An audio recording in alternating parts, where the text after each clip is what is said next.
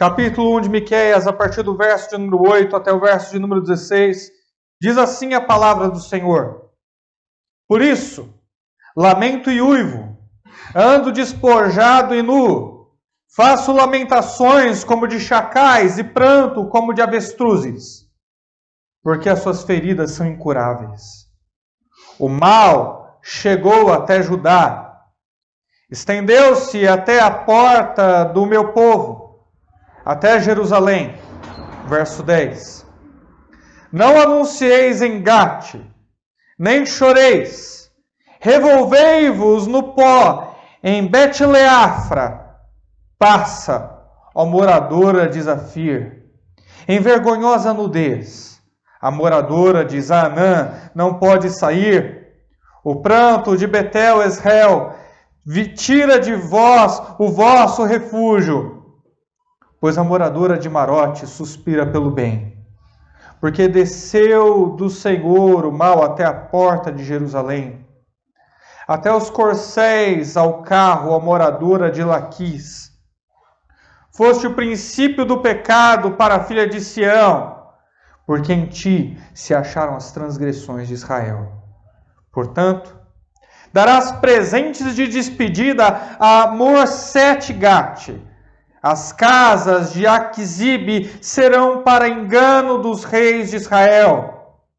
Enviar-te-ei ainda quem tomará posse de ti, ó moradora de Maressa. Chegará até Adulão a glória de Israel. Faz-te calva e tosquia-te por causa dos filhos que eram as tuas delícias. Alarga a tua calva como a águia, porque de ti serão levados para o cativeiro. Até aí. Essa é a palavra de Deus. E é um texto confrontador, escrito pelo profeta Miqueias. Miqueias era contemporâneo do profeta Isaías e tinha a árdua missão de pregar para o povo de Israel, em uma época em que o povo de Israel se encontrava envolvido em profunda idolatria. Nós todos sabemos que há um ponto de tensão no Antigo Testamento. Todas as vezes que o povo de Israel decide obedecer os mandamentos de Deus, ele prospera, ele avança e tem um reino de paz. Mas todas as vezes que o povo de Israel se rebela contra o seu Deus e começa a idolatrar, então Deus usa os povos circunvizinhos, Deus usa os povos pagãos para invadir Israel e levá-los em cativeiro, e levá-los prisioneiros. Essa é a tensão que nós encontramos no Antigo Testamento. E Miqueias era israelita. Ele amava a sua nação. Ele amava o povo de Israel. E cada vez que ele vai profetizar, e cada vez que ele vai pregar, ele tem esse misto, ele tem esse sentimento dúbio entre dizer aquilo que é correto diante da palavra de Deus e amor pelo seu povo. Ele ama os seus nacionais, ele ama a sua gente. São povo seu, ele cresceu ali, está acostumado com aquelas pessoas. Nutre carinho, nutre zelo por elas, mas sabe que elas não estão obedecendo os mandamentos do Senhor. E mesmo tendo grande amor pelos seus, ele não tem saída se não obedecer a Deus e pregar a sua palavra, por pior que seja. Diferente dessa geração que em nome do amor deixa de pregar palavras duras, Miqueias inverte essa lógica e entende que o amor jamais pode ser barreira para a verdade. Toda verdade tem que ser dita em amor, mas o amor não pode impedir a verdade de ser dita. Esse é o espírito de Miqueias, e é assim que ele se aproxima do povo de Israel, esse povo envolto em idolatria. E o verso de número 8, ele começa dizendo: Por isso eu lamento e eu uivo, eu choro, eu ando pelado, despojado e nu.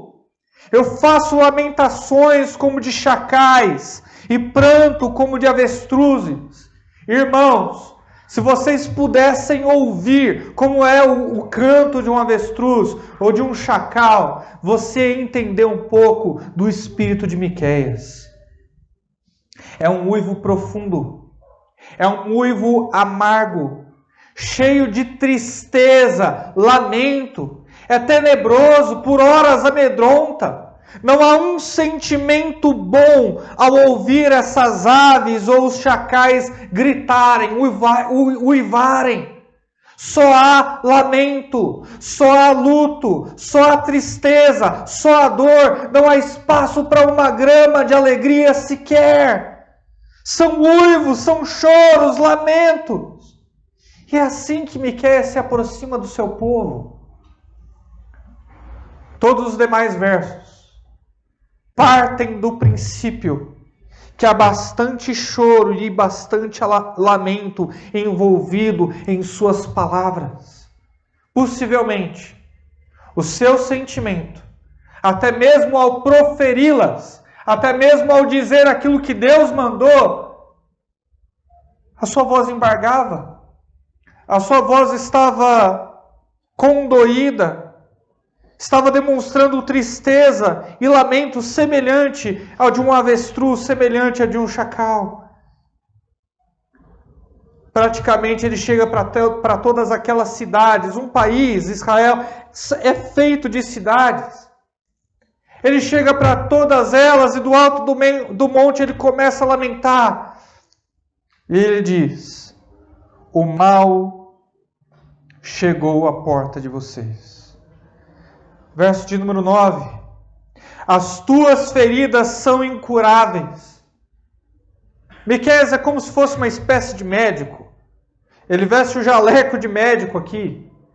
Qual é o estado do povo de Israel? Estado terminal. Preparem-se para os seus últimos dias. Vocês vão morrer. Estão desenganados. Não há o que cure, não há o que fazer. Não há nem mesmo remédio para amenizar a dor. É impossível administrar morfina ou qualquer outro medicamento que seja uma espécie de consolo, de conforto para essa hora cruel. Não dá. As suas feridas são incuráveis. Vocês foram longe demais. Vocês fizeram o que era impensável. Vocês abandonaram Deus, Criador dos céus e da terra. Aquele que livrou vocês no deserto, que os livrou das garras de Faraó, que concedeu patrimônio, afinal de contas, toda essa terra, a terra que emana leite e mel, foi dada, concedida por Deus, para que vocês desfrutassem. Vocês abandonaram esse Deus tão amoroso, tão bom, para se prostrar diante de falsos deuses, para idolatrar deuses estrangeiros, que não podem, que são impedidos de trazer qualquer tipo de vida. Eis o estado terminal de vocês. Eis o estado crônico dessa doença que é a idolatria. E é por isso que eu estou triste. O mal chegou até Judá. E por que é importante falar que o mal chegou até Judá? O que demais tinha em Judá? Em Judá tinha o templo. Em Judá tinha o templo. O mal chegou até Judá. O mal chegou até vocês. Estendeu-se até a porta do meu povo, até Jerusalém. Não havia o que fazer. O mal chegou até onde não deveria chegar nunca. Ao templo do Senhor, ao local consagrado ao Deus de Israel. Até mesmo Jerusalém, até mesmo Judá havia comprado a idolatria. Não havia o que fazer. Todos sabemos como é o coração humano. Um órgão vital, um órgão que bombeia sangue para todo o organismo. Era mais ou menos isso que aconteceu com Israel. Se o Estado fosse um membro, se o Estado de vocês fosse uma parte aqui ou ali, poderia haver remédio. Mas chegou em um órgão vital. Chegou no templo de Jerusalém. Chegou num lugar que não podia chegar. Foram longe demais. Então que comece o juízo. Então que a minha mão pese sobre vocês. Que a sentença seja proferida. Quando Deus começar a exercer juízo sobre vocês, eu vou dar um único conselho, diz o profeta Miqueias. Verso de número 10. Não anuncieis em Gate. Não façam isso. Deixem Gate sem saber do que vai acontecer com o povo de Israel. Deixe a cidade de Gate no desconhecimento, sem informação, sem saber que Deus chegará com juízo sobre o povo de Israel. Por quê? Porque Gate era uma cidade fronteira. Fazia divisão com os filisteus.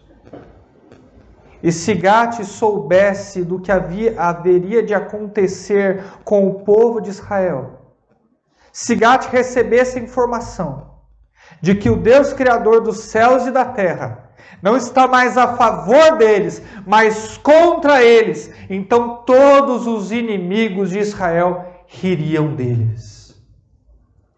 Não anuncieis em Gate, é melhor, para que a nossa vergonha não seja dupla. É melhor que só os nossos nacionais saibam. Porque no momento em que Gate receber a informação de que o Deus de Israel agora está contra a gente, todos os nossos inimigos vão caçoar de nós. Todos os nossos inimigos vão rir da nossa cara. Será que vocês não se lembram que à medida que o povo de Israel avançava em território e conquistava as cidades, as pessoas já ficavam amedrontadas? Sabendo que do lado deles havia um Deus todo-poderoso que os livrou das garras de Faraó e que estava fazendo com que eles conquistassem território. Vocês se lembram disso? Pois é. Agora os inimigos poderiam receber a informação de que o Deus de Israel os abandonou. Era tudo que eles queriam. Era a oportunidade que eles estavam procurando para derrotar, para destruir Israel. Não anuncieis em Gate, nem choreis. Revolvei-vos no pó em Bet-Leafra. Leafra quer dizer pó. E Bet, casa. Casa do pó, casa da poeira. É como se Deus estivesse dizendo, olha, sabe aquela cidade que é conhecida como a cidade empoeirada? Vai todo mundo para lá e aproveita que a cidade é empoeirada e rolem no pó. E comam do pó, e chorem no pó, e se revolvam no pó. Porque é o que vai restar de vocês. Nada. Nada.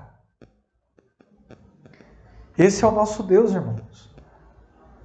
Um Deus que com ele não se brinca. Com Deus não se brinca. Idolatria é coisa séria. Olha o que ele diz. Passa, ó moradora de Zafir, em vergonhosa nudez. Sabe quem é a moradora de Zafir? Zafir quer dizer linda. Zafir quer dizer bela. Naquelas cidades havia mulheres muito bonitas. E eu quero que você entenda bem o que eu estou dizendo aqui. Você é inteligente. Você sabe muito bem que, de acordo com o olhar da nossa sociedade, da sociedade moderna, as cariocas, as que moram no Rio de Janeiro, são tidas como exemplo de beleza. Mulheres que são exuberantes, conhecidas pela sua beleza, que inclusive inspiraram algumas músicas conhecidas de todos nós, como a Garota de Ipanema. São as mulheres de Zafir. lindas, belas, exuberantes, conhecidas, de fama. Só que o contexto desse texto é tão tenebroso. O que está acontecendo aqui é tão feio, é tão cruel. Quando esse Deus começar a operar, não vai restar nada. Que a música não pode ser a da garota de Ipanema. Ele está dizendo, você vai ser nua, você vai ser desnudada, você vai ser envergonhada na frente de todo mundo. A música tem que ter uma letra um pouquinho diferente. Deveria ser mais ou menos assim. Olha que coisa mais linda, mais cheia de graça. É a garota de Zafir que vem, que passa, deitada nua do meio da praça, envergonhada e longe do seu lar. Era isso que ia acontecer com as mulheres daquele local. A sentença está vindo. A situação de vocês é terminal. É uma idolatria sem precedentes. Sem precedentes. É Deus mostrando o quanto o pecado é nojento aos seus olhos. Que a moradora de Zanaã talvez pudesse pensar, olha, já que o negócio está tão feio para a gente, como nós não temos escolha, é melhor a gente fugir.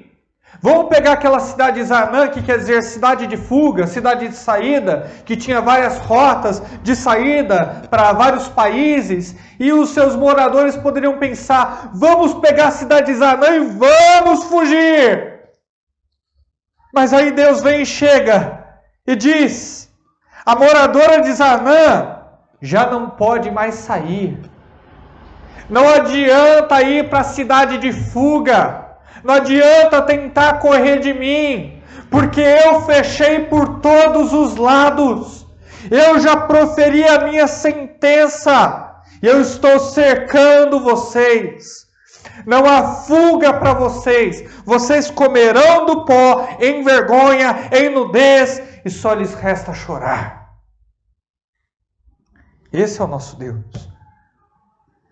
Aí alguém poderia pensar, então já que a gente não pode correr, vamos se refugiar. Tem uma cidade chamada Beit Esrael, que significa cidade ou casa de refúgio. Vamos nos refugiar ali, ela é bem alta, ela é nas montanhas, a gente vai conseguir se esconder ali, já que a gente não pode fugir. E Deus diz,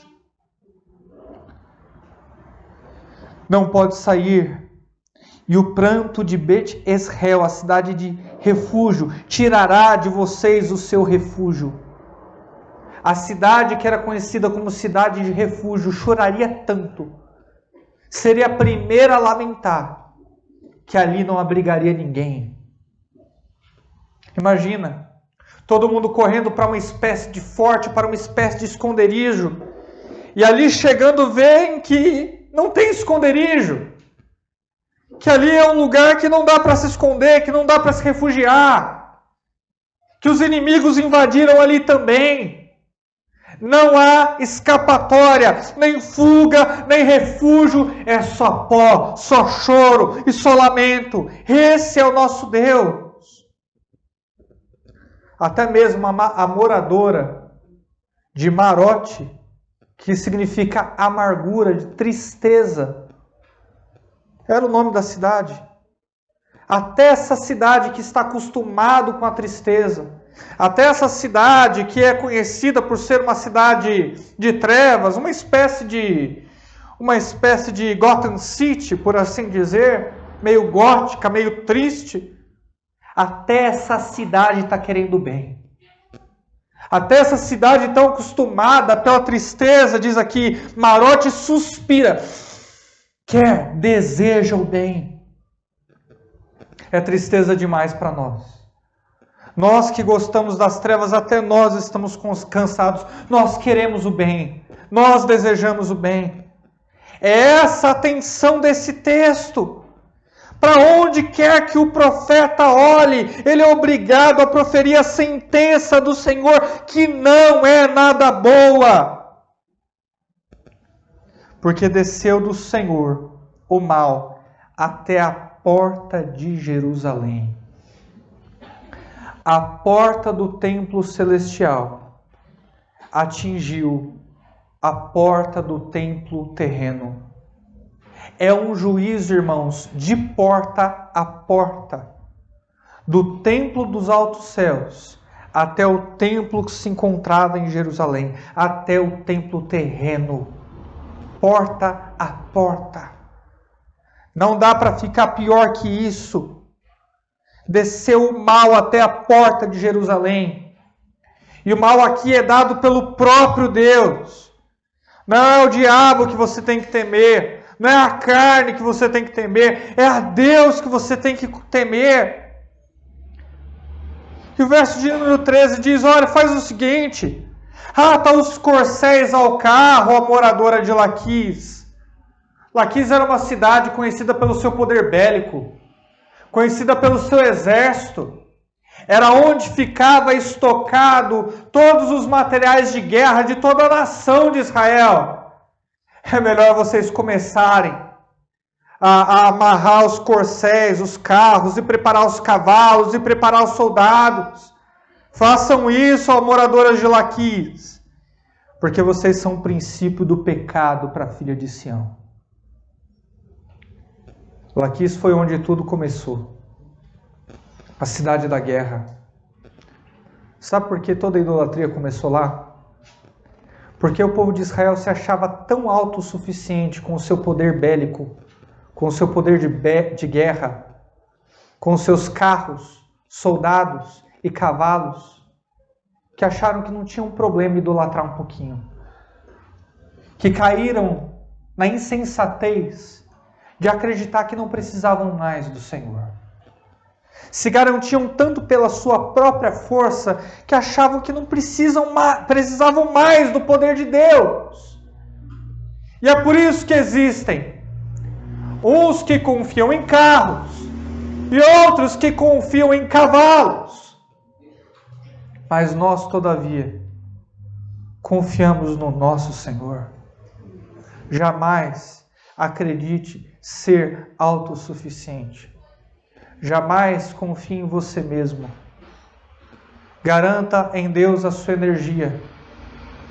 Porque se você não fizer, vai cair em profunda idolatria. O momento em que o ser humano se acha autossuficiente, ele começa a idolatrar o cônjuge.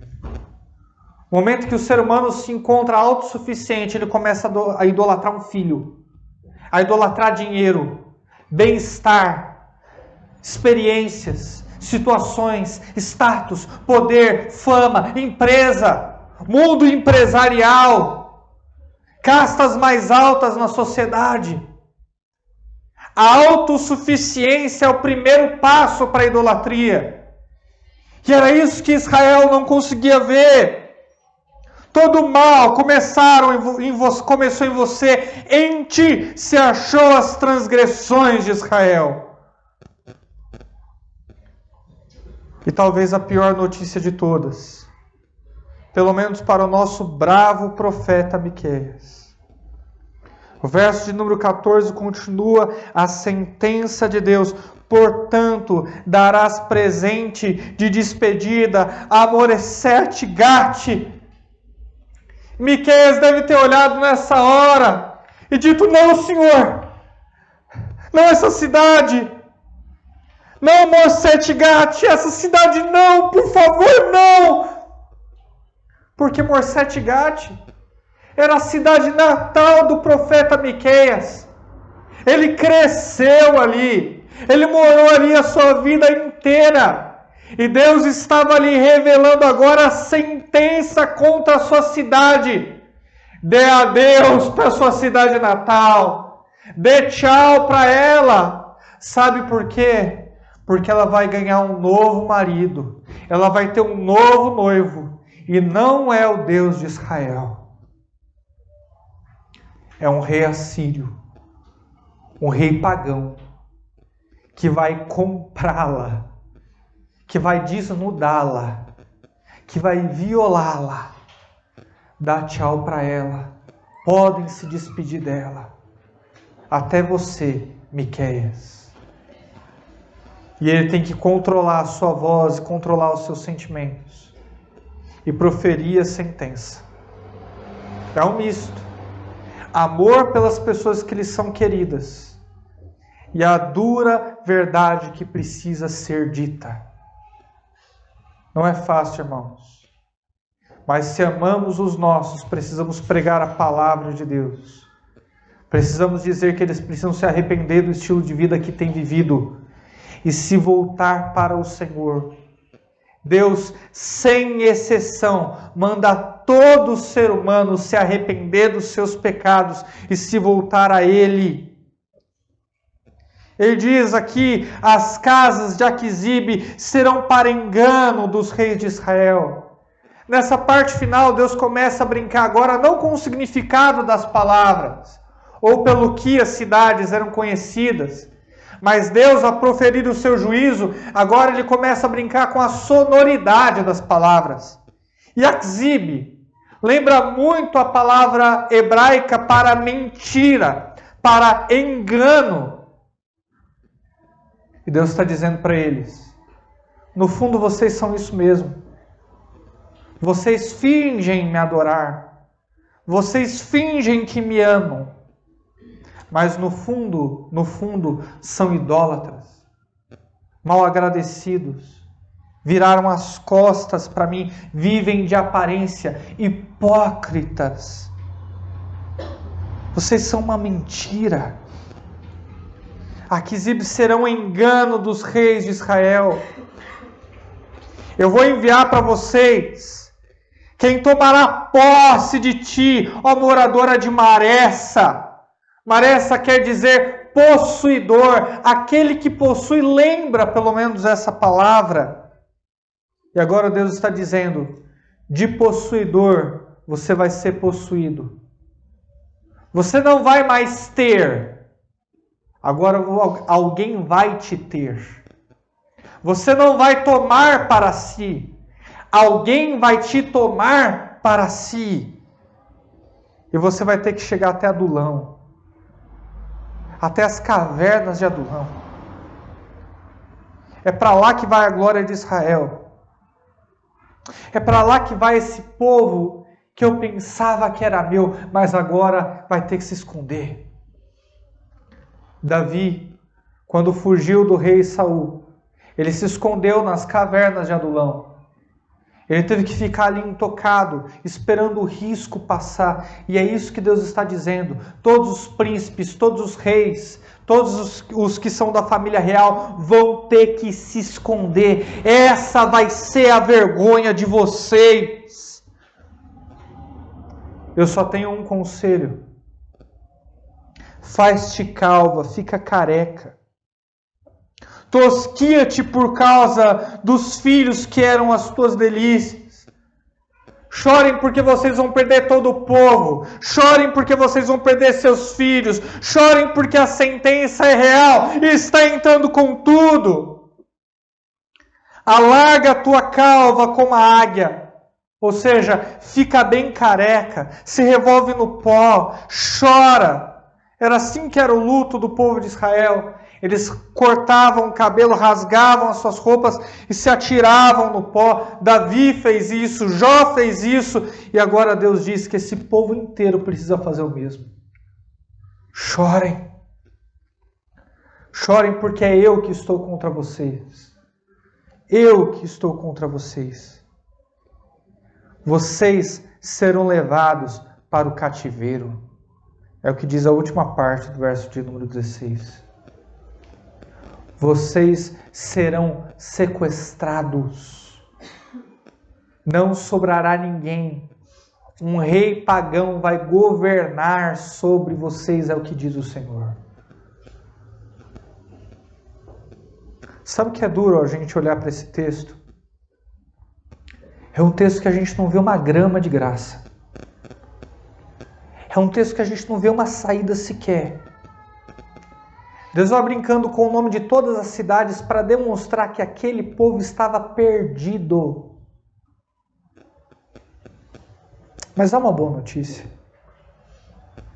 Demorou 20 anos para que o rei assírio viesse e tomasse o povo de Israel. E ainda assim, Jerusalém foi poupada.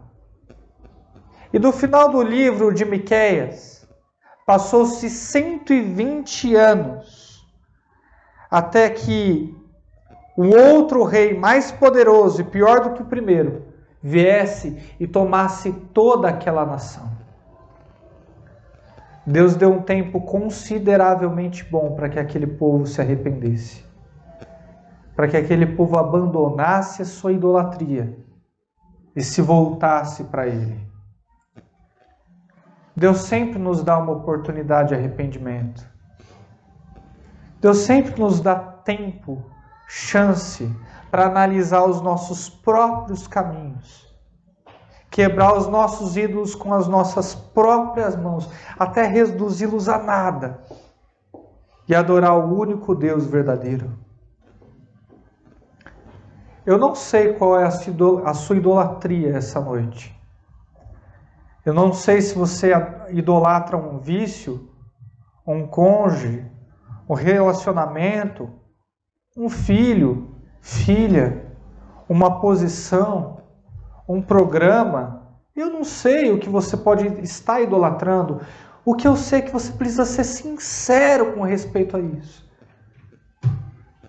Você precisa ser verdadeiro consigo mesmo e, sobretudo, com Deus. Porque é só assim para essa mensagem ter algum efeito sobre você. Reflita sobre isso e diga: Senhor, quebra o meu ídolo. Senhor, quebra essa situação na minha vida. E que eu possa adorar o único Deus verdadeiro. Eu não quero ser como o povo de Israel, que foi teimoso, continuou com seus ídolos e demorou anos. E ainda assim sem arrependimento. Virá juízo sobre você. O que há de mais amoroso para ser dito essa noite é que Deus está te dando uma chance. É que Deus está te dando um tempo para quebrar os seus próprios ídolos. Fique de pé, vamos orar.